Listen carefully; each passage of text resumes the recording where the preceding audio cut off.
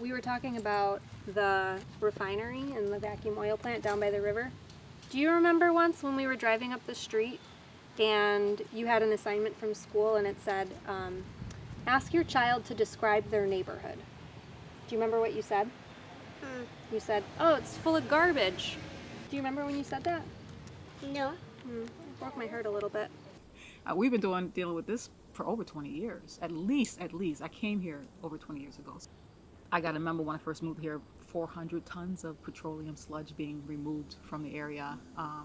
And they want to see if there's any more contamination and how much. And, I learned that there was. And so they would be doing some ongoing tests. That's been 20 years ago. It's quite an asset, right? It's really a beautiful piece of land.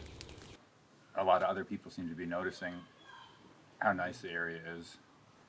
And home prices are going way up, rental rates are going way up. When I purchased it, it was abandoned. So it's come a long way. It looks a lot different now. It was not the home that it is today 4 years ago. But I like that it's a big space and I can do with the house and the gardens what I like.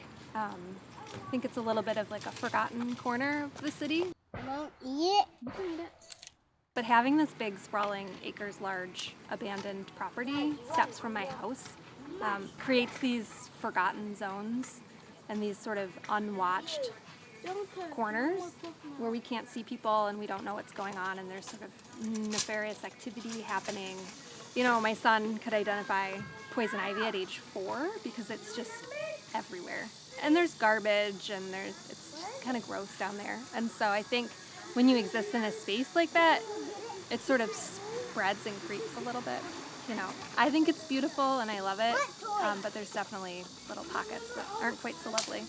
It's a site that people kind of like because it's near a body of water and it's kind of neat. But the only reason why it's available and not taken up before is because it's contaminated, and that's why.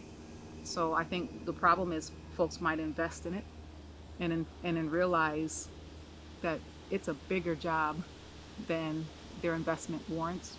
I do think folks higher up, and I do want to say government, do have some responsibility because that's huge. I mean, mobile oil is huge, and they're responsible for the cleanup. I like it that it's wild open space, and I know that the city doesn't consider that a great option because they want to turn it into taxable property, but maybe some kind of hybrid approach where part of it is used as a park or open space. So I like to see small incremental changes coming from within the community instead of some kind of master plan imposed on the community. We were talking about things back there, how to develop, and it'd be nice to be able to have the residents be able to utilize the river.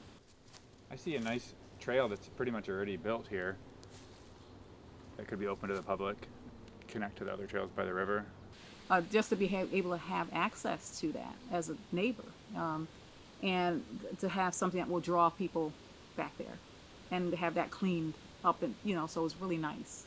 I would love dedicated space and parks with streetlights and benches and places for people to gather and enjoy. I don't want this space to change. I don't want all the trees to get cut down and paved over. I don't want big looming buildings. I don't want students from the U of R. I don't want pharmacies or retail or mixed commercial space. I want a park.